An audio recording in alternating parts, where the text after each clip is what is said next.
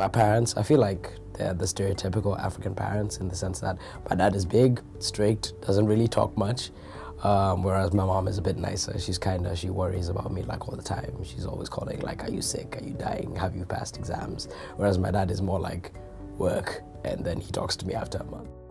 My dad is the very go out and learn for yourself type, so he didn't really help me per se, he just gave me the basics. This is how you should type when it comes to like official documents, and that's it. He's like, go and experience the world for yourself. So that's what I'm doing. I visited a few times before when I was younger, but now actually integrating myself into the society for say an extended period of time is, it's a challenge, but I'm also kind of enjoying the challenge per se. I would say Muthani's very pensive, because I feel like he's always thinking about society and cultures. He's always asking questions and like thinking about them. He's always trying to learn more about you and put together your puzzle pieces. So he's just the type of person who's very thoughtful about what goes on around him. My initial perceptives of Americans were usually based off stereotypes, which is a really bad thing to say, but you really have nothing to base that on. Say Hollywood movies unfortunately portray people with stereotypes.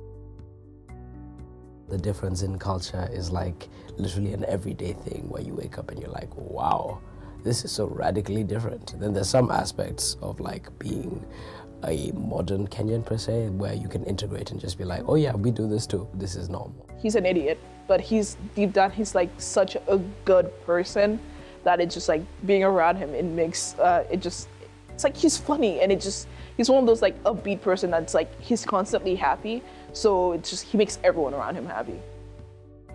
A lot of Kenyan pop culture is derived from American pop culture, so I think we listen to like the same general musical artists, like say rap artists back from Notorious B.I.G. to the more modern Kevin Gates and Lil Uzi Vert.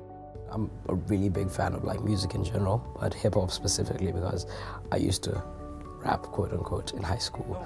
So coming here, it's like, oh, there's an actual rap group where they rap and listen to music and do things. I should have enjoyed this. She is the energy, a unilateral force that transcends space and time, a sublime reason to my rhyme that occupies my mind. Being part of that sort of integrates the community per se. It's like, oh, now I've made friends based off of that.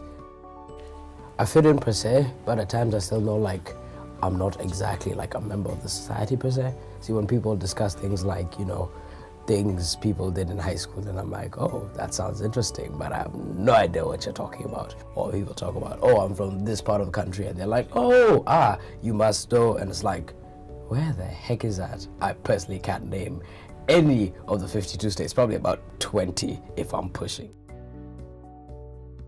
It's not really a culture you get introduced to, but more like a series of like customs that you have to do, like always be on time.